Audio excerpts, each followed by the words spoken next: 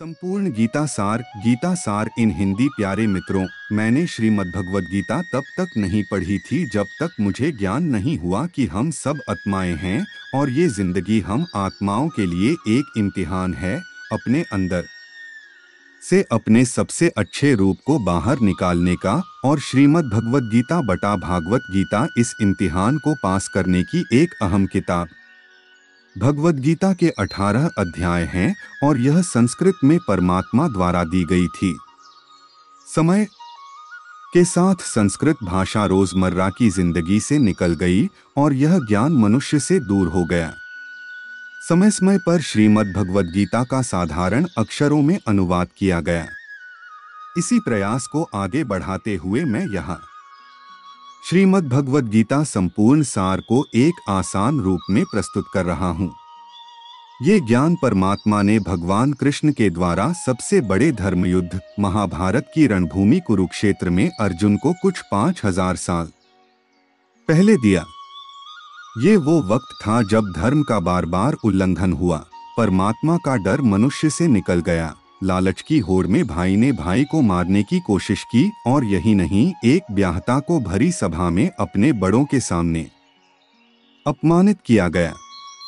इससे पहले कि मनुष्य जाति धर्म युग से निकलकर पूर्ण रूप से कलयुग में जाति युद्ध की रणभूमि में युद्ध से कुछ पहले परमात्मा ने गीता भगवान कृष्ण के द्वारा मनुष्य जाति के कल्याण के लिए दी। गीता परमात्मा द्वारा दी गई किताब है जो किसी एक धर्म के लिए नहीं बल्कि पूरी मनुष्य जाति के लिए हैं, पूरी इंसानियत के लिए हैं, सब आत्माओं के लिए हैं। क्योंकि ये आत्मा को परमात्मा के बारे में, उसकी सृष्टि के बारे में और सबसे अहम यह उन कायदों के बारे में समझाती है जिनका आत्मा को मनुष्य के रूप में हर हाल में पालन करना होगा, रक्षा करनी होगी और इन्हीं कायदों की बुनियाद पे एक आत्मा को शरीर त्याग करने के बाद परखा जाएगा और इस परीक्षा से पास होने पे हमेशा के लिए इस जन्म और मृत्यु से मुक्ति मिलेगी। परमात्मा भगवद गीता में कहते हैं कि मैं ही सबकी शुरुआत हूँ, मैं शुरू से भी पहले था और सब खत्म होने के बाद भी रहूंगा। सब मुझ में है और मैं सब में हूँ। जो भी तुम छू सकते हो, देख सकते हो, चख सकते हो या सुन सकते, वो सब मैं हूँ। ये नदियाँ, पहाड़, सूरज, ग्रहण, चांद, सितारे सब मैंने बनाए हैं। मैंने ही भगवान, शैतान, राक्षस और इंसान बनाया। मैं सर्वव्यापी हूँ, सब में रहता हूँ, सब मैं हूँ, मैं हूँ, मैं ही हूँ। मैं ही ब्रह्मा बनकर सब बनाता हूँ और रुद्र बनके सब नष्ट कर देता हूँ। मैं ये सृष्टि यूं ही बनाता और तोड़ता रहूंगा ताकि आत्माओं को मौके मिल सके इस जन्म और मृत्यु से मोक्ष पाने को, डोट हमेशा के लिए परमात्मा के साथ रहने को। भगवद गीता कहती है कि इस सबसे बड़ी परीक्षा के लिए परमात्मा ने प्रकृति का निर्माण 5 तत्व हवा, अग्नि, जल, पृथ्वी और ईथर से किया, जिन्हें हम छू के, चख के, सूंघ के और देख के हम समझ सकते हैं। पर खुद परमात्मा इन 5 इंद्रियों के समझ से बाहर हैं। उन्हें आत्मा इन इंद्रियों से नहीं जान सकती।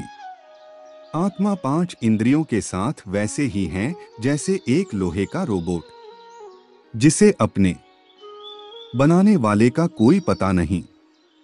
अर्जुन को भी परमात्मा का विराट रूप देखने के लिए भगवान कृष्ण ने दिव्य नेत्र दिए। भगवद गीता समझाती है कि आत्मा अजन्मी है, इसे कोई मार नहीं सकता, कोई जला नहीं सकता, डूबा नहीं सकता, काट नहीं सकता। लेकिन आत्मा को परमात्मा के साथ हमेशा रहने के लिए ये परीक्षा रूपी जीवन में बैठना ही पड़ेगा। इस परीक्षा के लिए परमात्मा से बिछड़ के आत्मा को पृथ्वी पे किसी न किसी रूप में जन्म लेना पड़ता है और 88 करोड़ योनियों को जीने और भोगने के बाद एक आत्मा को मनुष्य का शरीर और दिमाग मिलता है।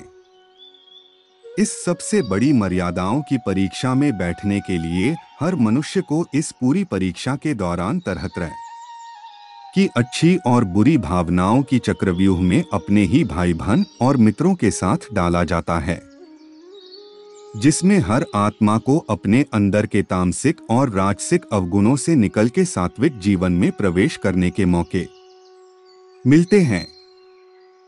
हमारे तामसिक गुण वो है जो हमारे अंदर हीन भावना पैदा करके हमें खुद को उदास और नुकसान पहुंचाते हैं, और हमारे राजसिक गुण हमें ईर्ष्यालु और लोभी बना के दूसरों के प्रति नुकसान पहुंचा सकते हैं। इस परीक्षा के दौरान हर आत्मा को तामसिक और राजसिक गुणों को खत्म करके अपने सात्विक गुणों से परिचित होना पड़ेगा। सात्विक गुण वो हैं जो आत्मा को अपने आसपास की हर चीज से जोड़े और उन्हें प्यार करना सिखाते हैं। परीक्षा के दौरान हर आत्मा को जीवन के चारों स्तंभ धर्म, अर्थ, काम और मोक्ष का ज्ञान पाके ही मुक्ति मिलती है। यही वो द्वार है जिन्हें समझकर ही आत्मा परमात्मा को समझ सकती है।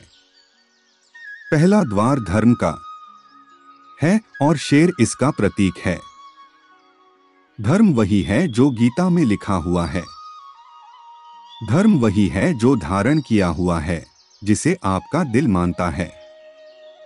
जैसे झूठ नहीं बोलना, चोरी नहीं करना, भगवान का निरादर नहीं करना, दूसरों को नुकसान नहीं देना, यही सब धर्म है।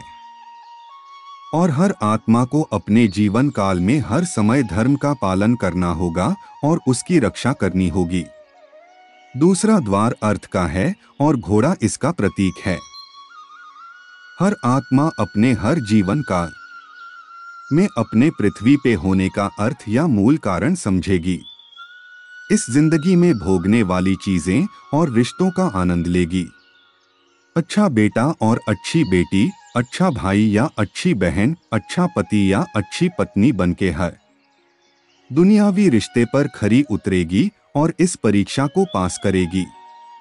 तीसरा द्वार काम का है। भगवद गीता समझती है कि हर मनुष्य के अंदर काम, क्रोध, लोभ, मोह, अहंकार और ईर्ष्या जैसी 6 भावनाएं हमें अपने और दूसरों के प्रति नुकसान पहुंचा सकती है। इन भावनाओं को हर मनुष्य को हमेशा अपने नियंत्रण में रखना होगा, क्योंकि इनके बहाव में किया हुआ कोई भी काम हमारे जीवन भर की परेशानी का कारण बन सकता है और एक आत्मा संतोष और सादगी से इन भावनाओं पर हमेशा के लिए विजय पा सकती है। चौथा स्तंभ मोक्ष का है और हाथी इसका प्रतीक है। इस परीक्षा रूपी जीवन में हर मनुष्य हर समय कुछ इच्छाएं रखता है। कुछ इच्छाएं एक ही जन्मकाल में पूरी हो जाती है, पर कुछ अधूरी रह जाती हैं और उनके पूरा होने के लिए आत्मा को वापस पृथ्वी पर आना पड़ता है। भगवद गीता समझाती है कि हमारी इच्छाएं ही मूल कारण है हमारे पृथ्वी पर वापस आने का, और अगर हम कोई भी इच्छा न रखें तो हम इस जीवन और मृत्यु से मुक्त हो सकते हैं। ये द्वार माफी का भी है। जिन्होंने आपके साथ बुरा किया उनको माफ करके और जिनसे आपने बुरा किया उनसे माफी मांग के मुक्ति पाई जा सकती है।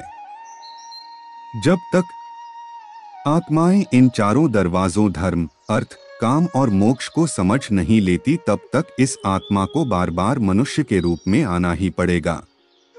परीक्षा का समय खत्म होते ही आत्मा शरीर और अन्य सब वस्तुओं का त्याग कर देती है।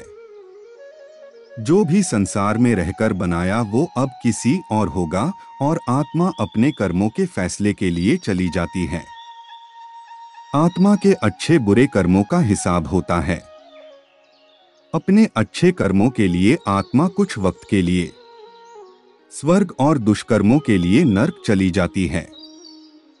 नर्क में आत्मा को अपने पापों के अनुकूल सजाएं मिलती हैं, पर सजा खत्म होने के बाद आत्मा को फिर से एक नया शरीर और नया दिमाग मिलता है इस परीक्षा में फिर से बैठने के लिए, और हर परीक्षा में वही सब फिर दोहराया जाएगा। जिंदगी के 4 स्तंभ धर्म, अर्थ, काम और मोक्ष को समझने के लिए हर जन्म में अपने कई जन्मों के कर्मों के हिसाब से हर आत्मा को कभी अच्छे तो कभी बुरे हालातों से जाना पड़ता है।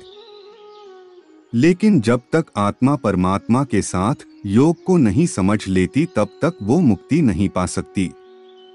भगवद गीता समझाती है कि मनुष्य अपने शरीर, दिमाग या दिल से भगवान को पा सकता है। शरीर द्वारा किए कर्मों के माध्यम से परमात्मा को पाने को कर्मयोग कहते हैं। ऐसे कर्म जो परमात्मा की इच्छा से हो और दूसरों के कल्याण के लिए हो। वाल्मीकि ने रामायण लिख के, श्रवण ने अपने माता पिता की सेवा और उन्हें चार धाम की यात्रा कराकर अपने कर्मों द्वारा परमात्मा को पाया। श्रीमद् भगवद गीता समझाती है कि एक आत्मा दिमाग से भी परमात्मा के साथ योग लगा सकती है। इसे राज योग कहते हैं क्योंकि दिमाग या मस्तिष्क सब इंद्रियों का राजा है। एक मनुष्य अपनी आस्था, श्वास प्रणाली, अभ्यास, साधना और तपस्या से परमात्मा को इस योग के रास्ते पा लेता है। इस योग को समझने के लिए हमें अपने अंदर की एनर्जीज, शक्तियों यानी चक्र और कुंडलिनी को समझना पड़ेगा। आत्मा मस्तिष्क से ध्यान लगाकर परमात्मा के साथ योग लगा सकती है। शंकराचार्य, स्वामी परमहंस, स्वामी विवेकानंद और उनके जैसे कई योगी इस योग के रास्ते परमात्मा के साथ संधि लगा पाए।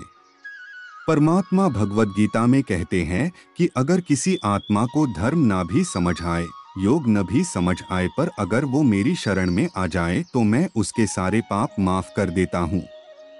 परमात्मा को ऐसी दिल की गहराइयों से पुकार के पाने को भक्ति योग कहते हैं।